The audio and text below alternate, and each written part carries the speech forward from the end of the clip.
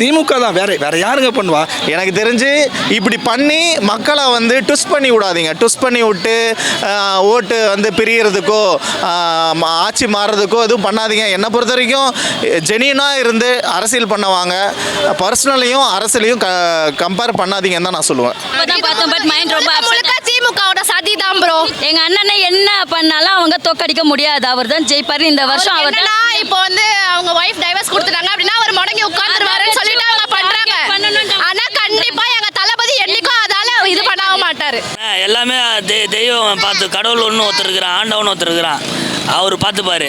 இருக்கலாம், இல்லாமலும் இருக்கலாம். பட் நாங்கள் ஆஸ் அ தளபதி ஃபேனாக யாரையும் ப்ளேம் பண்ண போகிறதில்ல. உள்நோக்கம் இருக்கிறதுக்கு வாய்ப்பு இருக்குது சார். இருக்குது, இல்லாமலாம் இருக்காது, கண்டிப்பாக இருக்கும். எனக்கா இவ்வளோ நாளை விட்டுட்டு இப்போ வந்து பண்ணணுன்ற அவசியம் இருக்கும்போது வாய்ப்பு நிறையா இருக்குது சார். சொல்கிறவங்க சொல்லுவாங்க, அப்படிலாம் சொல்லுவாங்க. அதுக்கு பேக்ரவுண்ட் இருக்குது, அரசியலில் இருக்குது, அது இதுன்னு சொல்லுவாங்க. பட் அந்த அளவுக்கு இன்னும் தெரியல சார், நமக்கு ஒன்றும் அந்த அளவுக்கு தெரியல. ஒரு கால் வேறு ஏதாவது அரசியல் கட்சியினுடைய இன்ஃப்ளூயன்ஸ் இருக்கலாம், எல்லாமே இருக்கலாம். இல்லை மேபி இவனுடைய ஃபேமிலியினுடைய சுச்சுவேஷன்னால அவங்க டைவர்ஸ் வாங்குகிற ஒரு சூழ்நிலைக்கு போகலாம். 50-50 சான்சஸ் இருக்குது. இப்படியும் இருக்குது, அப்படியும் இருக்குது.